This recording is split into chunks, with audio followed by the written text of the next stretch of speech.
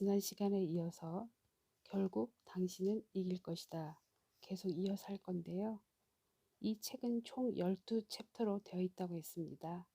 네, 계속 들여다보니까 우리가 평소 때 살아가면서 삶 속에서 가장 우리들의 키워드가 우리 마음속에 두려움이 많다는 거예요. 우리 마음에 두려움이 자리 잡고 있으면 무슨 일을 하려고 노력해도 잘 하지 못하고 항상 우리가 좌절하거나 힘들어하거나 결국 포기하고 마는 그런 일들이 많잖아요.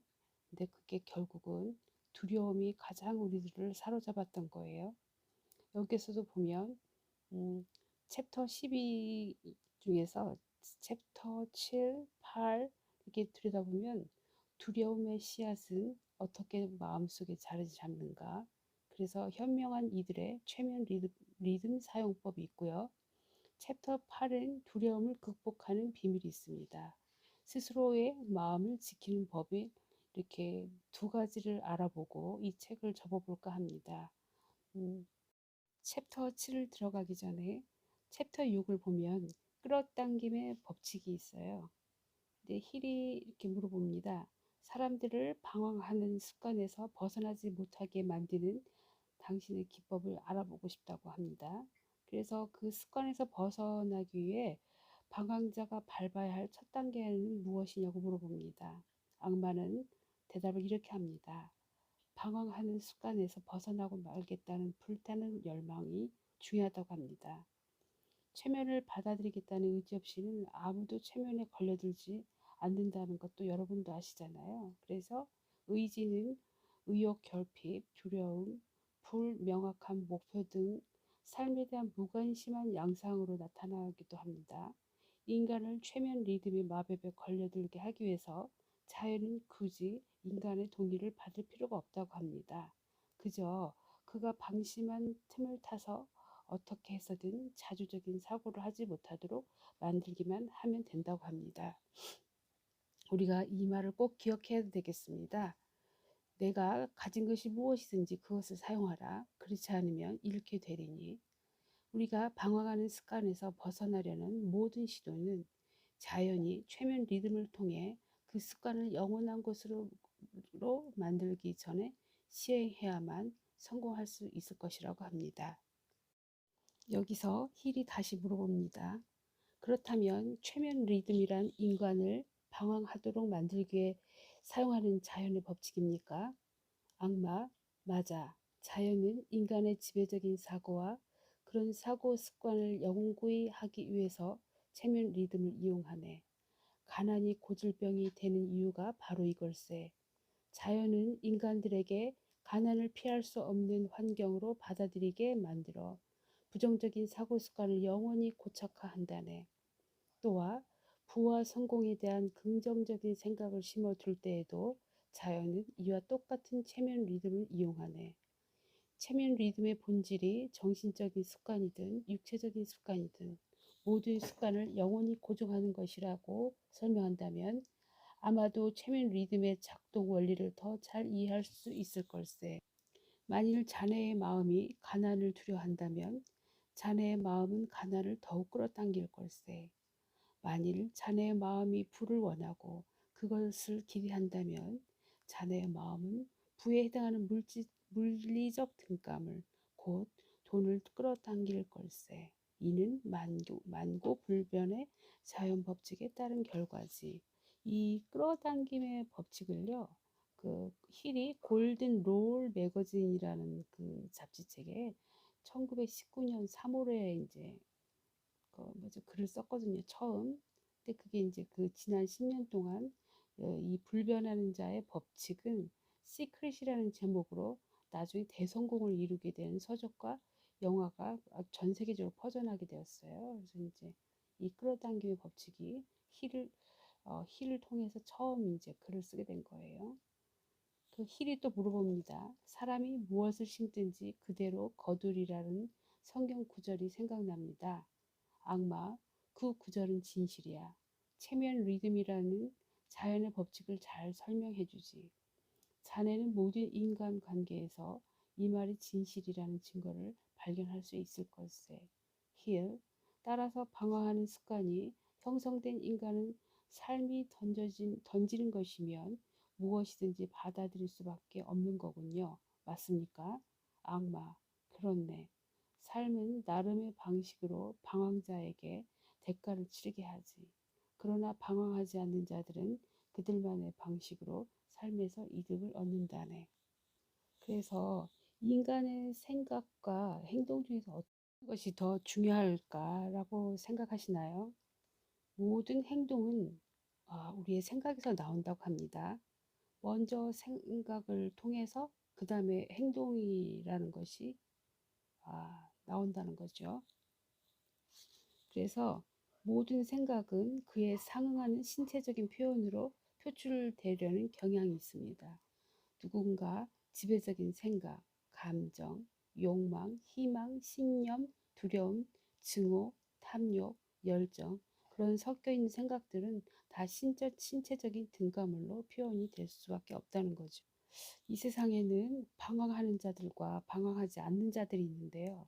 방황자들은 원하지 않는 상황에 처한 제 자신을 변명하면서 모든 기회를 세상이 가져가 버렸다고 탓하며 울부짖습니다. 그러나 방황하지 않는 자들은 그들이 가는 길 앞에 기회가 나타날 때까지 무작정 기다리지 않습니다. 인생에서의 그들의 요구와 바람을 획득하기에 직접 기회를 만든다고 합니다. 그래서 힐이 경제 대공황 기간에 부상했던 귀중한 기회와 이런 기회를 잡은 사람들이 만들어낸 성공에 대해서 얘기를 하고 있습니다. 나는 힐이 오늘날의 상황에 대해서 똑같은 얘기를 할 거라고 믿어요. 저는 그리고 우리가 지금 경제적으로 혼란한 시대를 살아가고 있지만 오히려 그 혼란 속에 더 많은 기회가 존재한다고 봅니다. 그래서 이 기회를 포착해서 인생에서 필요한 것과 바라는 것을 획득하기 위한 자신만의 기회를 만드는 것이 오로지 당신의 의지라고 할 수 있습니다. 그러면 여기서 방황하지 않는 자들은 최면 리듬의 영향력을 피할 수 있을 만큼 똑똑하다는 그런 뜻이 아니에요. 왜냐하면 이 세상에서 이 최면 리듬의 영향력을 벗어날 수 있을 만큼 똑똑한 인간은 없다는 거죠. 그래서 이게 최면 리듬의 법칙은 그가 방황자든 방황자가 아니든 인간의 지배적인 사고를 영원히 고착시키는 그런 면이 있거든요. 근데 이제 방황하지 않는 자들의 특징이 체면 리듬을 긍정적으로 작용을 하니까 체면 리듬을 피하지 않는 거예요. 오히려 어, 가장 그들이 열망하는 목표와 계획 그리고 목적을 실현하는데 기여를 합니다. 또 그들이 생각하는 습관을 확립해주고 그 습관이 영원하도록 만들어준다는 거죠. 오직 방황자만이 최면 리듬의 영향력에서 벗어나기를 바랄 뿐인 거죠. 최면 리듬의 영향권에 들면 방황하는 습관이 고착화된다는 거죠. 그래서 결국 어떻게 되나? 스스로 나락으로 떨어진다는 거죠. 그러니까 여기에서 힐이 이렇게 고백을 합니다. 나는 성인이 되고부터 대부분의 시간을 방황자로 살았습니다. 그런데 어떻게 내가 부정적인 최면 리듬의 소용돌이 속으로 빠져드는 상황에서 가까스로 벗어날 수 있었습니까? 악마. 자네는 방황자의 삶을 살았다고 하지만 사실은 사상가의 삶을 살았다고 볼 수 있어. 어른이 되면서부터 자네의 지배적인 생각과 열망의 상당 부분은 마음속에 있는 모든 잠재력을 충분히 이해하고 있을 정도로 너무나 명확하고 분명했네. 어쩌면 덜 중요한 것들을 생각하느라 한때 방황했을지도 모르지만 자네의 바람에 대해서는 방황하지 않았지. 방황하지 않았기 때문에 자네가 그토록 인생에서 간절히 바랐던 바로 그 문서를 지금 작성하고 있는 것이 아니겠나. 그러니까 여기 나폴레옹 힐이 어, 그동안 이제 많은 방황 속에서 힘든 일도 있었고 여러 고난이 있었지만 때로는 힘들어서 포기할 때도 있었고 때로는 폐인처럼 살 때도 있었지만 그래도 그 마음속에 항상 인생에서 간절히 바랐던 그 마음을 결코 버리지 않았기 때문에 결국 이 악마의 인터뷰에서 그렇게 중요한 악마가 어떻게 인간들에게 그 영향력을 끼치는지 그거를 정말 집요하게 인터뷰를 하면서 이렇게 이런 나중에 아주 정말 최고의 어, 책을 펴낼 수 있는 그런 기회를 잡지 않았나 이렇게 생각이 듭니다. 그러면 챕터 7로 들어가서요. 두려움의 씨앗은 어떻게 마음속에 자리 잡는가? 힐이 이렇게 물어봅니다. 나는 종종 당신의 반대 세력, 즉 우리가 신이라고 부르는 존재가 왜 당신을 괴멸하지 않는지 궁금했습니다. 이유를 들려주시겠습니까? 악마. 왜냐하면 나의 반대 세력만큼 나 또한 강하기 때문일세. 나의 반대 세력이 행사하는 힘만큼 나도 나의 힘을 행사할 수 있지.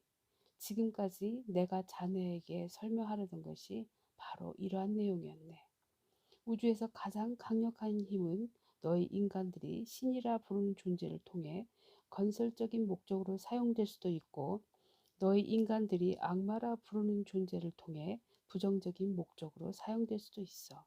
그러나 무엇보다 중요한 사실은 신이나 악마가 사용하는 것처럼 인간 역시 이 힘을 효율적으로 사용할 수 있다는 것일세. 힐, 당신은 지금 엄청난 파장을 가져올 주장을 하고 있습니다. 당신의 주장을 입증할 수 있습니까? 악마, 물론이지. 그러나 자네가 직접 입증하는 편이 나을 걸세. 죄 많은 너희 인간들 사이에서 악마의 말이 그렇게 대단한 가치는 없을 테니까. 신의 말도 마찬가지지. 너희는 악마는 두려워하고 너희들의 신에 대해서는 신뢰하기를 거부하지. 그러므로 우주의 힘이 제공하는 이론을 너희 것으로 만들어 사용할 수 있는 유일한 방법은 인간들에게 부여된 자주적으로 생각하는 힘을 신뢰하고 그것을 활용할 수밖에 없네. 바로 이것이 무한한 지성의 우주적 지식 저장소에 직접적으로 이르는 길일세. 어떤 인간에게도 이 길 말고는 다른 방법이 없어. 힐, 왜 지금까지 우리 인간은 무한한 지성에 더 빨리 갈 수 있는 그 길을 찾지 못했던 것입니까? 악마, 왜냐하면 내가 인간들의 마음속에 건설적으로 사고하는 힘을 파괴하는 부정적인 생각들을 심어놓고 그 길을 가로막아 헤매게 만들었기 때문이지. 나는 탐욕, 헛된 욕심, 성욕, 시기, 증오 등을 통해서 인간들이 무한한 지성의 힘을 부정적인 결과를 얻는데 사용하도록 유인했네. 기억하게 자네의 마음은 자네가 항상 생각하는 것들을 끌어당긴다는 사실을 말일세. 내가 나의 반대 세력에게서 너희 인간들을 떼어놓을 수 있었던 것은 나의 목적이 도움이 되게 생각하도록 너희들을 부추겼기 때문이야.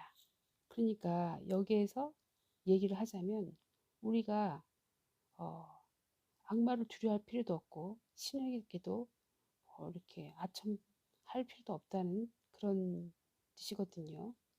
그래서 인간이 모든 힘의 근원에 직접 다가서게 되면 악마뿐만이 아니라 또 악마의 그 반대 세력을 쇠하게 만들 수 있다는 그런 사실을 알아가는 게 중요한 것 같습니다.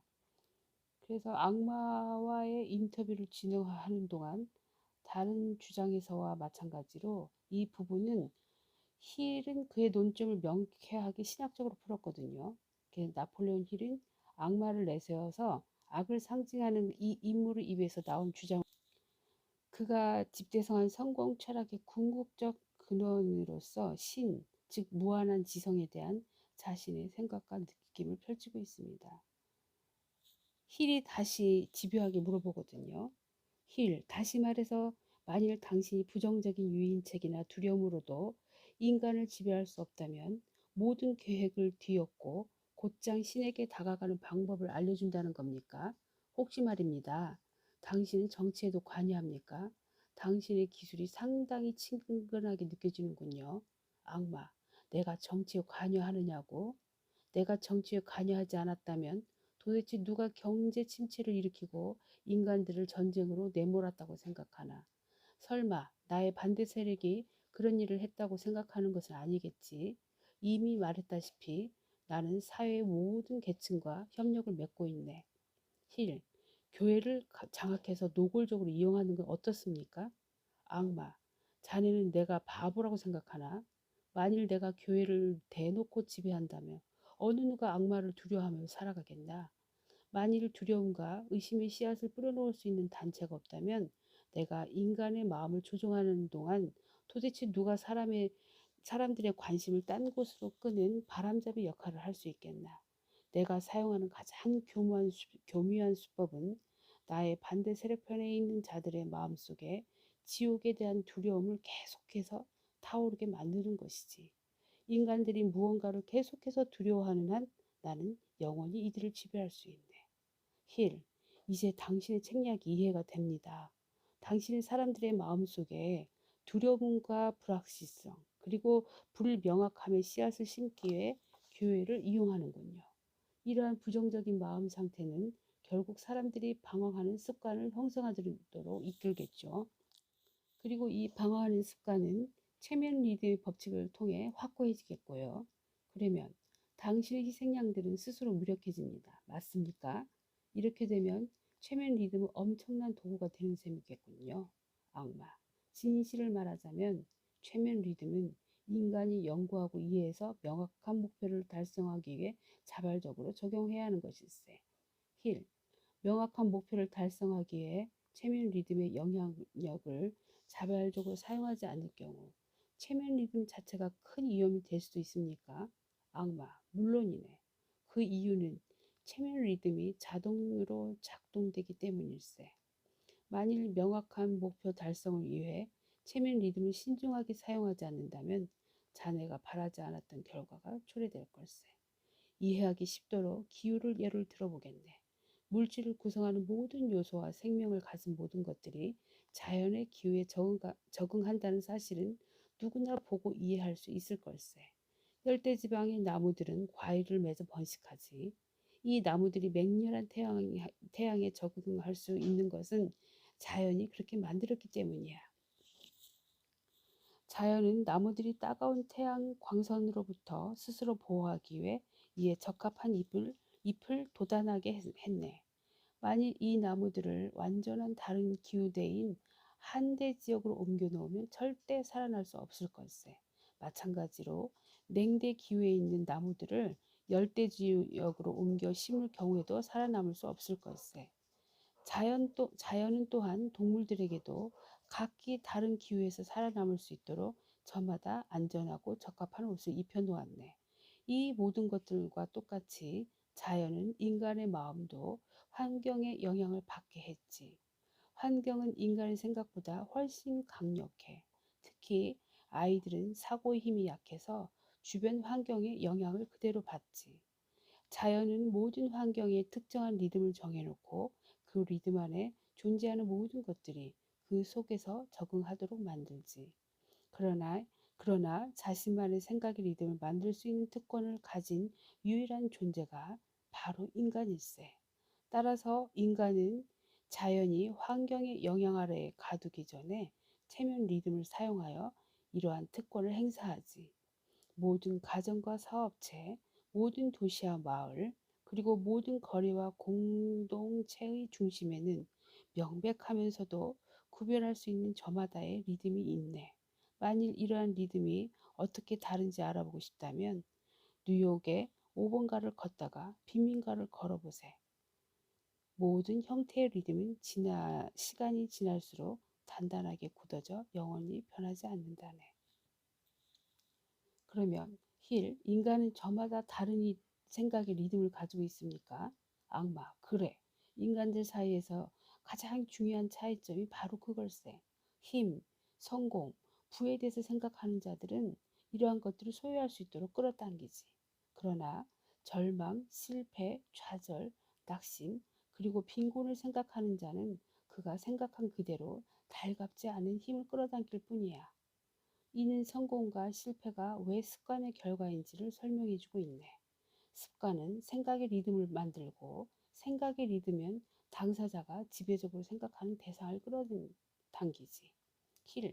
체면 리듬이란 자성이 있는 물체를 끌어당기는 자석과 비슷한 것입니까? 그렇습니까? 악마, 그래, 정확해.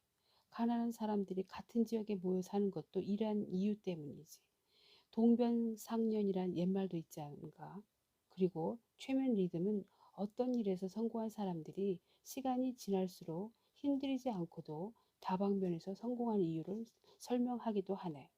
성공한 사람들은 모두 의식적으로든 무의식적으로든 성공을 기대하고 요구하면서 최면 리듬을 사용하지. 간절한 열망이 습관이 되고 최면, 최면 리듬이 그 습관을 지배하면 조화로운 끌어당김의 법칙이 마음속으로 원하는 것들을 물리적 등가물로 바꿔놓은 것일세.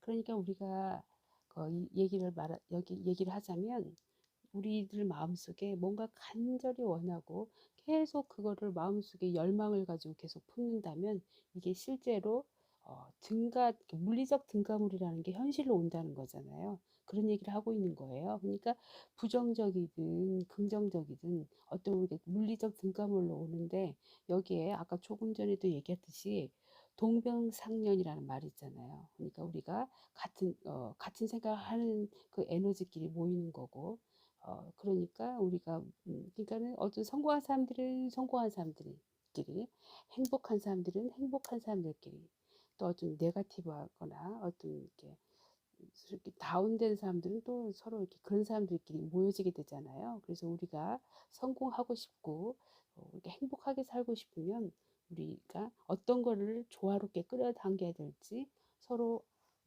그렇게 어떻게 해야 될지 서로 알 거예요. 그래서 힐이 다시 물어봅니다. 바꿔 말해서 만일 내가 인생에서 무엇을 원하는지 알고 그것 이외의 다른 것들을 과감히 거부하며 내가 원하는 바를 이루기 위해 어떠한 삶의 대가를 치르든 기꺼이 받아들이겠다는 의지를 바탕으로 요구한다면 최면 리듬의 법칙이 자연적이며 논리적인 방법으로 나의 열망을 이룰 수 있는 물리적 등가물을 가져다 준다는 얘기군요. 맞습니까? 악마. 최면 리듬의 법칙이 작동되는 원리를 제대로 설명했네. 힐, 지금까지 과학은 인간이 유전과 환경의 영향을 받는다고 주장에 대해서 반박할 수 없는 증거를 만들어 왔습니다. 인간은 수많은 조상들에게서 신체적 기질을 이어받고 그러한 기질들이 결합된 형태로 이 땅에 태어납니다. 세상에 태어난 이후에는 자의식이 생길 나이가 되면서부터 인간을 지배하는 환경적 영향의 결과에 따라 저마다의 인격이 형성되고 대부분은 지상에서의 운명이 결정됩니다. 특히 이러한 환경적 영향은 유아기를 겪는 어린 아이들에게 강력하게 작용됩니다. 유전과 환경이라는 이 두 가지 사실은 너무나도 탄탄한 논리로 확립되어 있기 때문에 아무리 총명한 사람이라도 이에 대해서 의문을 제기할 여지가 없습니다. 그런데 어떻게 최면 리듬이 우리가 세상에 태어나기 이전에 실제로 생존했던 수천 명의 조상으로부터 이어받은 신체적 기질을 바꿀 수 있다는 말입니까? 어떻게 최면 리듬이 누군가의 환경적 영향을 바꿀 수 있다는 말입니까? 가난하고 무지하게 태어난 사람들은 일반적으로 평생 가난하고 무지한 삶을 살아가는 경향이 있습니다. 만일 최면 리듬이 사람의 신체적 기질과 환경을 바꿀 수 있다면 이러한 경우 최면 리듬은 무엇을 할 수 있습니까? 악마. 최면 리듬이 태어나면서부터 인간이 물려받은 신체적 기질을 바꿀 수는 없어. 하지만 인간의 환경적 영향력을 부분적으로 수정하거나 변경하고 조종해서 불변의 상태로 만들 수는 있네. 힐, 내가 당신의 말을 제대로 이해했다면 인간은 주어진 환경에 맞서서 자신이 원하는 환경을 만들어낼 수도 있고 어쩔 수 없이 원하지도 않는 환경을 받아들이도록 강요받을 수 있다는 말입니까? 악마, 그렇지. 그런데 인간이 받아들이고 싶지 않은 환경적 영향을 거부할 수 있는 방식과 방법은 따로 있네. 그리고 최면 리듬을 이용해서 부정적인 결과를 긍정적인 결과로 바꾸는 방법도 있지. 이게 되게 중요한 말이잖아요. 우리가 부정적인 그 환경을 긍정적인 결과로 바꿀 수 있는 방법이 있다고 하는데 이게 뭔지 알아볼게요. 힐, 당신의 말은 최면 리듬을 이용해서 인간을 파괴하는 것이 아니라 인간에게 도움을 줄 수 있는 확실한 방법이 존재한다는 겁니까? 악마, 내가 말한 의도를 제대로 이해했군. 힐, 믿기 어려운 이 놀라운 기술을 어떻게 터득할 수 있는지 설명해 주십시오. 악마.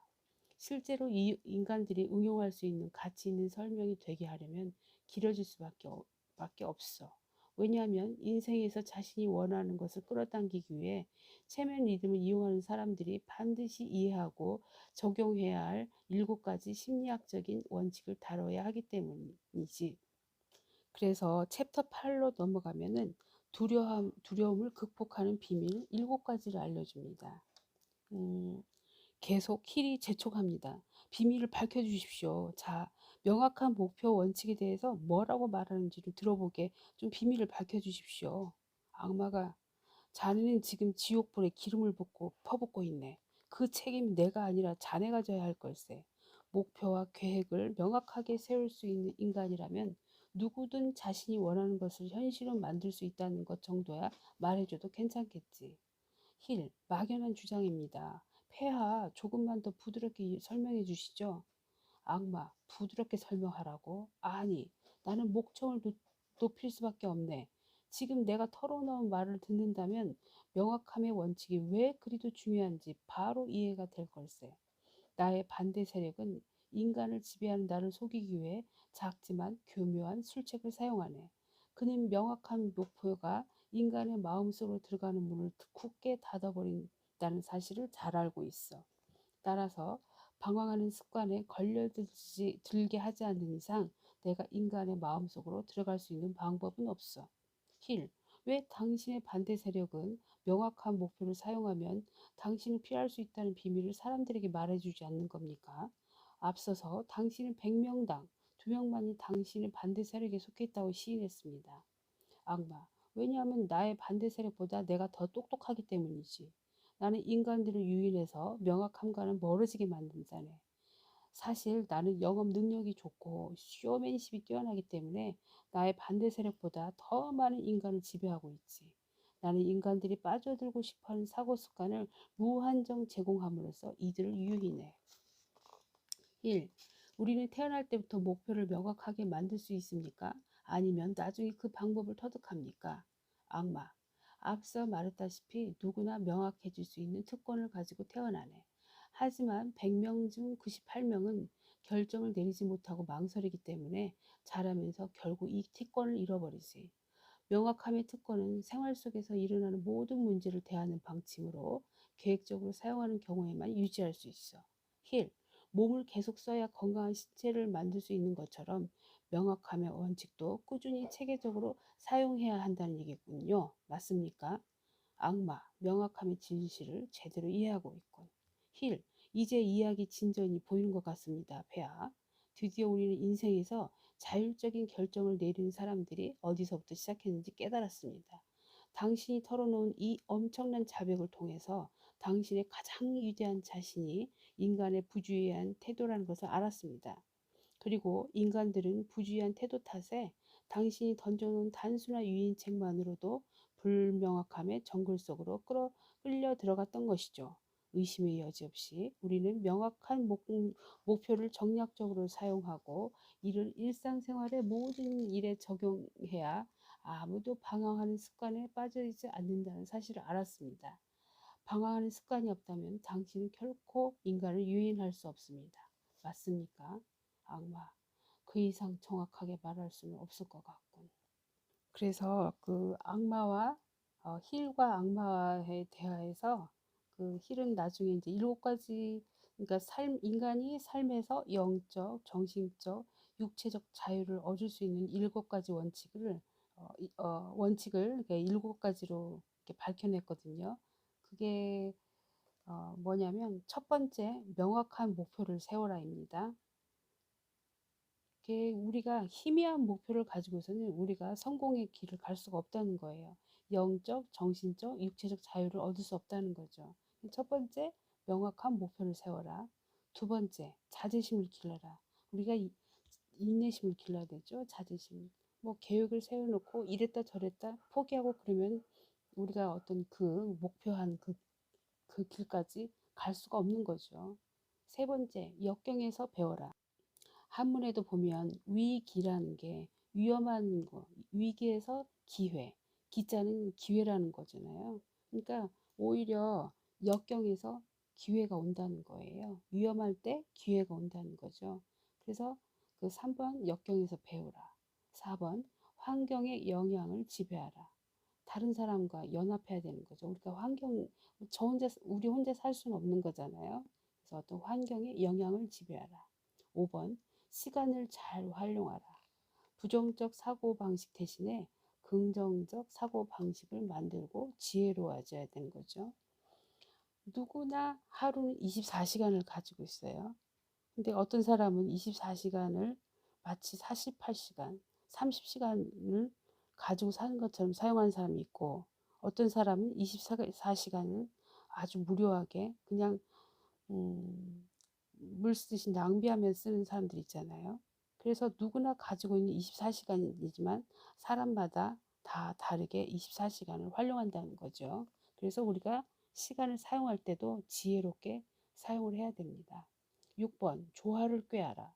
자신을 둘러싼 정신적, 영적, 물리적 환경 속에서 지배적인 세력이 되기 위해서는 명확한 목표를 가지고 행동을 해야 된다는 것입니다. 7번 신중하게 행동하라. 행동하기 앞서 전체적인 계획을 세우고 꼼꼼하게 살펴보고 그리고 그 다음에 행동을 해야 된다는 것이죠. 근데 그러면 명확한 계획과 목표를 가지고 행동하는 사람은 언제나 성공할까요? 그러면 근데 악마의 얘기를 들어보면 결국 그렇지가 않다는 거예요. 최상의 계획도 가끔 불발로 그칠 때가 있다고 합니다. 그러나 명확하게 행동하는 사람들은 일시적인 좌절과 실패의 차이를 구분할 줄 안다고 해요. 우리가 만일 계획이 실패하면 다른 계획으로 하기도 하고 그렇게 하지만은 절대 우리의 목표를 변경하지는 않는다는 거죠. 끝까지 인내하고 기다리면서 결국은 우리의 계획이 성공할 수 있다는 그런 거를 발견하게 된다는 거죠. 결국은 성공으로 연결이 된다는 거를 우리가 결국 나중에는 확인할 수 있다는 겁니다. 그래서 이 뜻은 자신을 다스리지 못한 자는 다른 사람도 다스릴 수 없다는 거죠. 이게 얼마나 명확한 진실이에요. 내 자신을 다스리지 못하는데 어떻게 남들을 다스리겠어요? 자신을 다스리지 못해서 명예를 실추한 정치 지도자들도 많잖아요. 우리 주변에도 많이 봤을 거예요. 그래서 내 자신을 다스리려면 첫째 음식에 대한 욕구, 두 번째 성적 표출에 대한 욕구, 세 번째 자신의 견해를 대충 표현하는 욕구, 이런 거를 우리가 다스려야 된다는 거예요. 이 세 가지 욕구를 다스릴 줄 안다면 자기 절제가 충분히 발달되어 있다고 볼 수 있습니다. 그러면 이거 세 가지를 잘하면 다른 욕구들은 쉽게 제어할 수 있다는 겁니다. 근데 사실 이런 욕구들은 모두 자연스러운 욕구잖아요. 건강하고 행복해지기를 원하는 인간이라면 틀림없이 이러한 욕구에도 빠져들 거라는 거예요. 그렇지만 이런 욕구들은 다 자연스럽지만 이 자연스러운 욕구를 또 자신이 다스리지 못하고 이 욕구에 너무 지나치게 탐닉하면 우리가 위험해질 수 있다는 거예요. 자제심이 있으면 욕구를 효과적으로 다스려 적절히 충족시킬 줄도 안다는 거죠. 예를 들어서 우리가 음식의 예를 들잖아요.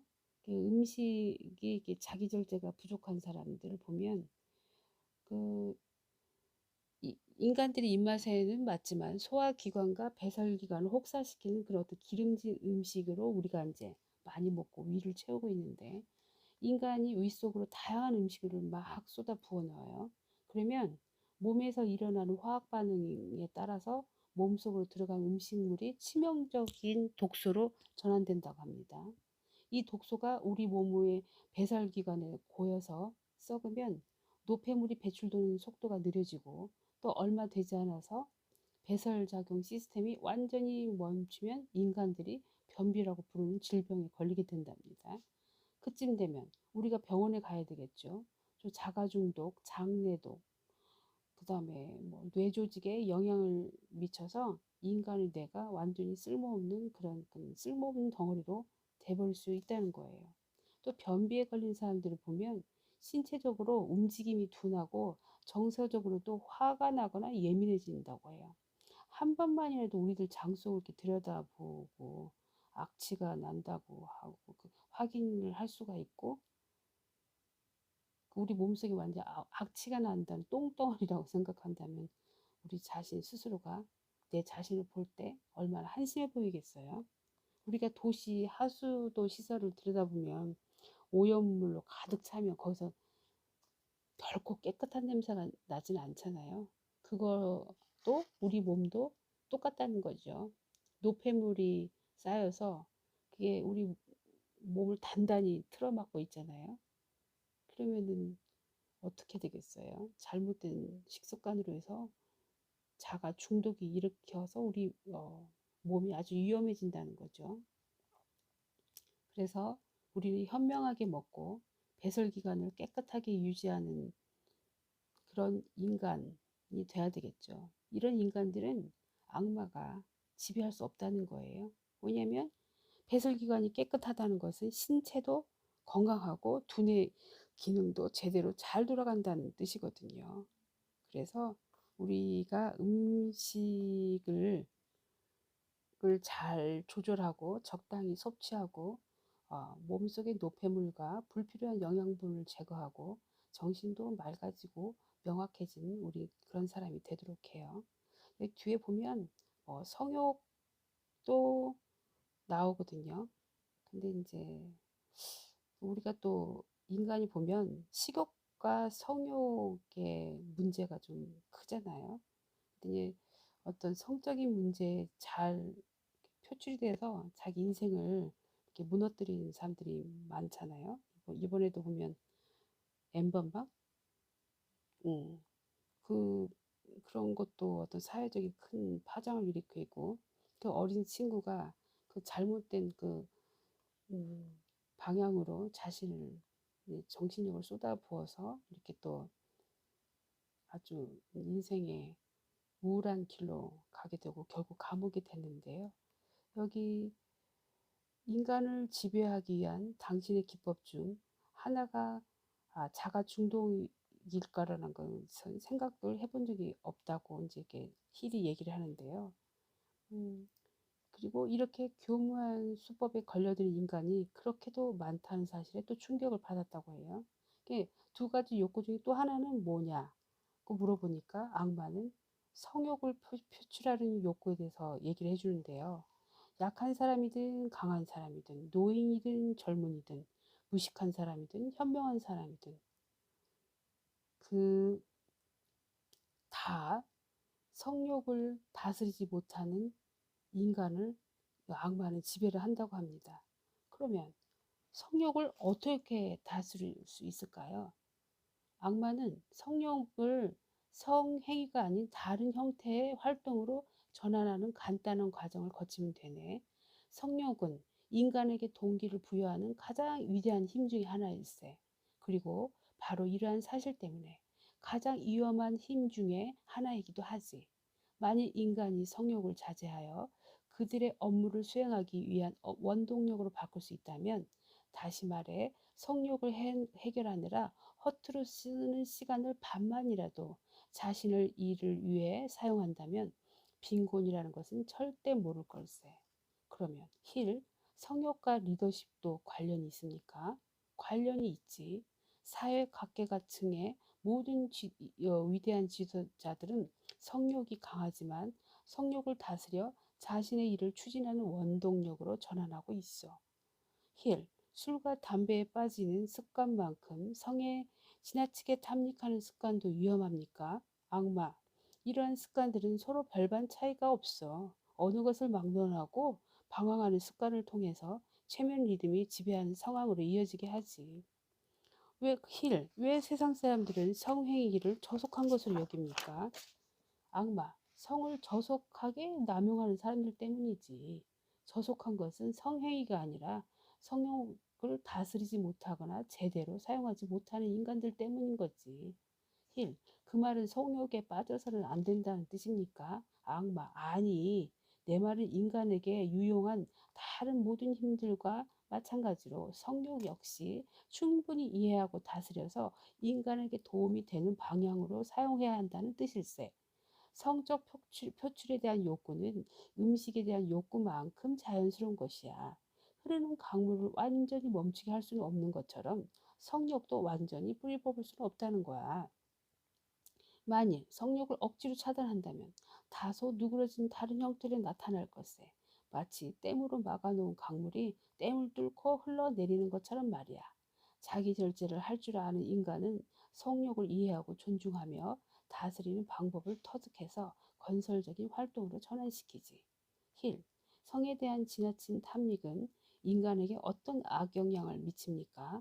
악마, 가장 심각한 영향은 어떠한 적절한 보상도 없이 인간의 위대한 원동력의 근원인 창조적 에너지를 완전히 고갈시키고 낭비하게 만드는 것일세. 또한 성에 대한 지나친 탐닉은 육체를 건강하게 유지시키는 에너지를 고갈시키지. 하지만 본래의 섹스는 자연이 우리에게 주는 가장 훌륭한 치료법일세. 성에 대한 지나친 탐닉은 매력적이고 유쾌한 인품을 형성하는 근원이자 타인을 끌어당기는 힘을 고갈시키지. 게다가 인간의 눈빛을 어둡게 하고 귀에 거슬리는 목소리로 만들어버린다네. 그뿐인가? 성에 대한 지나친 탐닉은 열정을 파괴하고 야망을 억누르고 결국 모든 문제에 대하여 방황하는 습관에 빠지도록 인간을 만들지. 힐, 만일 성욕을 다스리거나 다른 형태로 바꾼다면 어떤 이점을 얻을 수 있습니까? 악마, 성욕을 다스리면 다른 이들을 끌어당기는 힘이 생기지. 타인을 끌어당기는 힘 말이야. 이 힘은 매력적이고 훌륭한 인품을 만드는 가장 중요한 요소일세. 성욕을 다스리면 듣기 좋은 목소리를 갖게 되고 그러한 목소리를 이용해서 원하는 모든 것을 얻을 수 있네. 어머, 성욕을 다스리면 목소리가 좋은 목소리가 된다네요. 우리 이거 몰랐어요.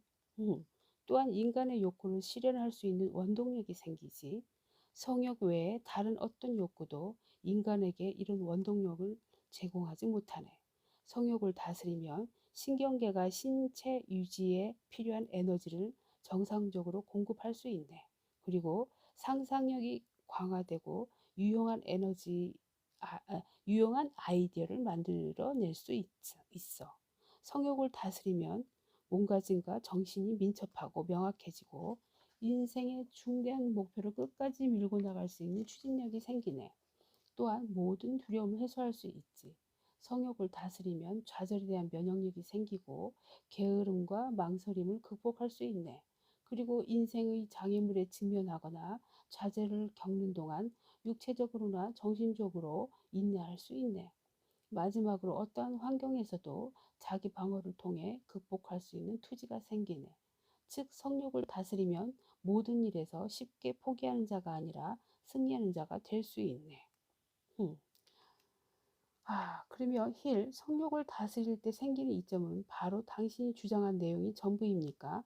악마, 아니, 몇 가지 중요한 것들만 알려준 걸세. 어쩌면 일각에서는 성행위가 모든 생명체들이 영원히 존속할 수 있는 자연의 방식이라는 점에서 가장 중요한 가치가 있다고 할 걸세. 이러한 생각 하나만으로도 성행위가 저속하다는 편견을 모두 제거할 수 있지. 힐, 당신의 주장을 듣고 보니 성욕은 비난받을 욕구가 아니라 가치 있는 것이라 생각이 드는군요.